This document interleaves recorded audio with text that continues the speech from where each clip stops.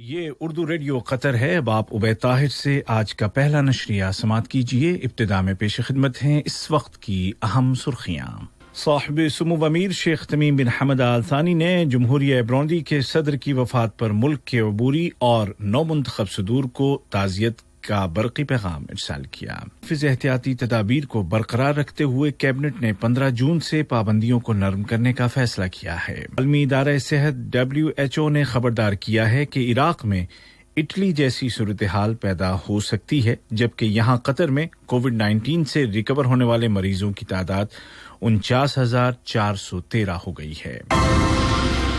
آج کا پہلا مفصل نشریہ. بسم اللہ الرحمن الرحیم. صاحب سمو امیر شیخ تمیم بن حمد آل ثانی نے جمہوریہ برونڈی کے عبوری صدر جناب باسکال نیابیندا اور نو منتخب صدر جناب ایوارسٹ نداشمی کو ملک کے صدر جناب پیئر نکورونزیزا کی وفات پر تعزیت کے برقی تار ارسال کیے. نائب امیر شیخ عبداللہ بن حمد آل ثانی اور وزیر اعظم و وزیر داخلہ شیخ خالد بن خلیفہ بن عبدالعزیز آل ثانی نے بھی اسی مناسبت سے تعزیت کے برقی پیغامات روانہ کیے. وزیر اعظم و وزیر داخلہ شیخ خالد بن خلیفہ بن عبدالعزیز آل ثانی کی صدارت میں کل کابینہ کا معمول کا اجلاس بلایا گیا.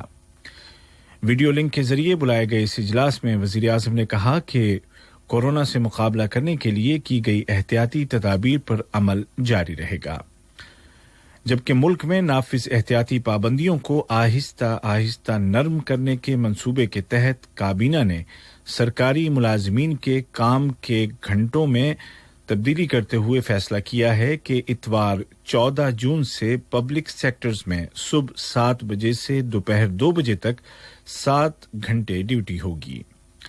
کابینہ نے فیصلہ کیا کہ 15 جون سے private medical facilities emergency services کے علاوہ اپنی گنجائش کے 40% تک دیگر طبی خدمات پیش کر سکیں گی اور اس فیصلے پر اگلے اعلان تک عمل درآمد جاری رہے گا. بعد ازاں کیبنٹ نے ایجنڈے پر درج دیگر موضوعات کا جائزہ لیا اور مناسب فیصلے صادر کیے. کیبنٹ نے آسٹریا کے ساتھ ٹورزم کے شعبے میں کی گئی مفاہمت کی ایک یادداشت یعنی MOU کی بھی توثیق کی. وزیر تعلیم و اعلیٰ تعلیم ڈاکٹر محمد بن عبد الواحد الحمادی نے کہا ہے کہ قطر نے کورونا وبا کا مقابلہ کرنے اور مختلف شعبوں میں اس کے اثرات کو کم کرنے کے لیے زبردست کوششیں کی ہیں اور ان شعبوں میں اہم ترین شعبہ تعلیم کا ہے. انہوں نے کہا کہ وزارت تعلیم نے ریموٹ ایجوکیشن یا آن لائن کلاسز کے سسٹم کے ساتھ ساتھ طلباء کی صحت و سلامتی کو یقینی بنانے کے لیے متعدد دیگر اقدامات بھی کیے.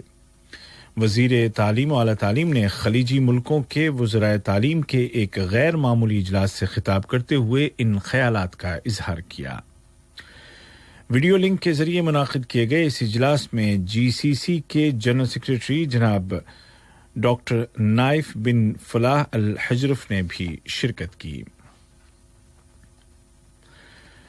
وزیر مملکت برائے امور خارجہ جناب سلطان بن سعد المریخی نے ایک بار پھر قطر کے فلسطینی عوام کی جائز لڑائی کے حامی موقف کو دہراتے ہوئے کہا ہے کہ قطر فلسطینی عوام کی جانب سے ان کے چھینے گئے حقوق کی واپسی کی لڑائی اور چھینی گئی زمین کی واپسی کے لیے جاری کوششوں کی حمایت کرتا ہے. اسلامی تعاون تنظیم کے وزارتی سطح کے آن لائن اجلاس سے خطاب کرتے ہوئے وزیر مملکت نے اسرائیلی حکومت کے ان اقدامات سے خبردار کیا جو خطے کے بلکہ پوری دنیا کے امن اور سلامتی کے لیے خطرہ ہیں اور پائیدار، جامع اور منصفانہ امن تک پہنچنے کے لیے متفقہ 2 ریاستی حل کے منصوبے کو کمزور کر رہے ہیں. انہوں نے کہا کہ 2 ریاستوں کے قیام کے علاوہ کوئی متبادل حل نہیں ہے. افغانستان کے دارالحکومت کابل میں قطر کے وزیر خارجہ کے خصوصی ایلچی برائے انسداد دہشت گردی اور ثالثی ڈاکٹر مطلق بن ماجد القحطانی نے کہا ہے کہ قطر افغانستان میں استحکام لانے اور آپس میں صلح صفائی کے لیے مدد اور ضروری سپورٹ کے لیے تیار ہے. یاد رہے کہ قطر کی ثالثی کے نتیجے میں طالبان اور امریکہ کے درمیان دوحہ میں کامیاب مذاکرات کے بعد ایک امن معاہدے پر دستخط کیے گئے تھے، جس کے بعد افغان حکومت اور طالبان نے ایک دوسرے کے قیدیوں کو رہا کیا۔ اس معاہدے کے تمام نکات پر عمل درآمد کو آسان بنانے کے لیے قطری سفارتکاری سرگرم ہے۔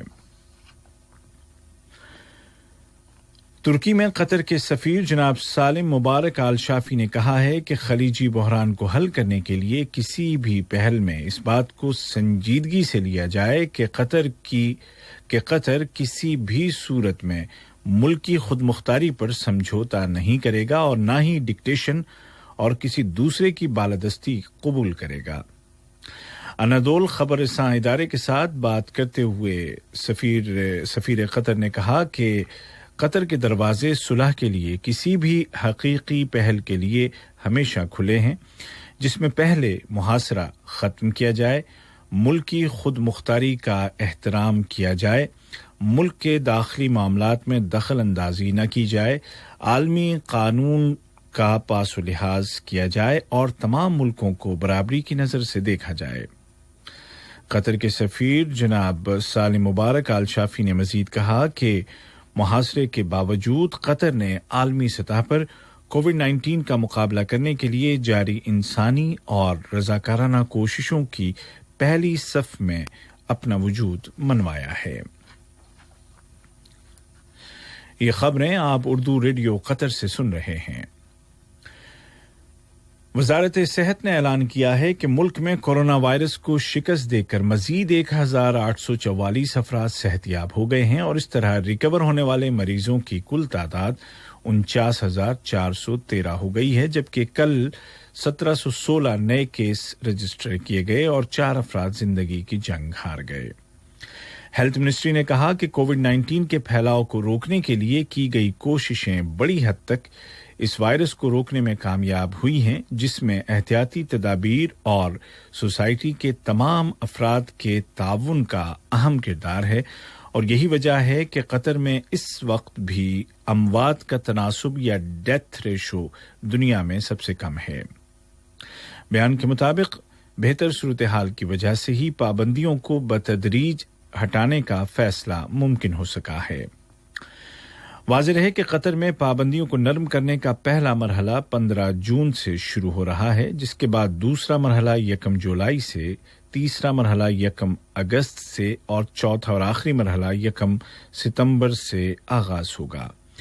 ہر مرحلے میں سابقہ مرحلے سے زیادہ نرمی کی جائے گی، لیکن اس دوران تمام احتیاطی تدابیر پر عمل کرنا ہوگا، بصورت دیگر پابندیاں دوبارہ عائد کی جا سکتی ہیں۔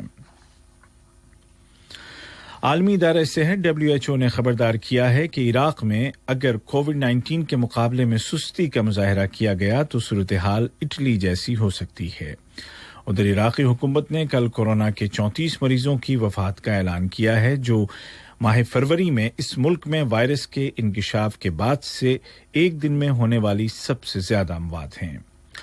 دوسری جانب جنوبی امریکہ کے ملکوں میں وائرس تیزی کے ساتھ پھیل رہا ہے، بالخصوص برازیل میں، جو امریکہ کے بعد عالمی سطح پر اس بیماری کا دوسرا بڑا گڑھ بن گیا ہے۔ امریکہ کی ریاست نیو یارک میں بالخصوص مریضوں اور مرنے والوں کی تعداد کا ریشو بہت زیادہ ہے۔ ایسی صورتحال میں امریکہ میں پابندیوں کو ہٹانے کا مطالبہ کس قدر مناسب ہوگا، اس پر ڈیبیٹ جاری ہے۔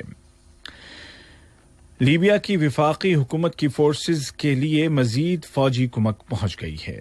یہ فوجی دستے سرت شہر کے قریب جنگی محاذوں پر تعینات ہیں اور جلد اس شہر پر حملہ کرنے کی تیاریوں میں ہیں۔ وفاقی دستوں نے حریف جنرل حفتر کی افواج کو سخت نقصان پہنچایا ہے۔ دریں اثنا امریکی وزیر خارجہ مائک پومپیو نے اپیل کی ہے کہ اقوام متحدہ کی زیر قیادت لیبیا میں لڑائی کے فریقوں کے درمیان مذاکرات دوبارہ شروع کیے جائیں۔ انہوں نے روس اور دیگر ملکوں سے مطالبہ کیا کہ وہ لیبین کرائسس میں مداخلت کو بند کریں۔ اور جرمنی کے وزیر خارجہ ہائیکو میس نے فلسطین کے مقبوضہ علاقے مغربی کنارے کے بعض حصوں کو اسرائیل میں ضم کرنے کے اسرائیلی منصوبے پر شدید تشویش کا اظہار کیا ہے۔ القدس میں اسرائیلی وزیر خارجہ گیبی اشکنازی کے ساتھ ملاقات کے بعد انہوں نے اپنے خیالات کا اظہار کرتے ہوئے مزید کہا کہ اس طرح کے اقدامات کے نتائج کے متعلق جرمنی کو بھی دیگر یورپی ملکوں کی جانب سے ظاہر کیے جانے والے خدشات لاحق ہیں اور یہ اقدام بین الاقوامی قانون کے مطابق نہیں ہے۔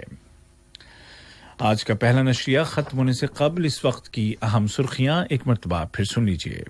صاحب سمو امیر شیخ تمیم بن حمد آل ثانی نے جمہوریہ برونڈی کے صدر کی وفات پر ملک کے عبوری اور نو منتخب صدور کو تعزیت کے برقی پیغامات ارسال کیے۔ ملک میں نافذ احتیاطی تدابیر کو برقرار رکھتے ہوئے کیبنٹ نے 15 جون سے پابندیوں کو نرم کرنے کا فیصلہ کیا ہے اور عالمی ادارہ صحت WHO نے خبردار کیا ہے کہ عراق میں اٹلی جیسی صورتحال پیدا ہو سکتی ہے، جبکہ یہاں قطر میں کووڈ-19 سے ریکور ہونے والے مریضوں کی تعداد 49,413 ہو گئی ہے۔ اردو ریڈیو قطر سے آج کا پہلا مفصل نشریہ اپنے اختتام کو پہنچا۔ ہمارا دوسرا نیوز بلیٹن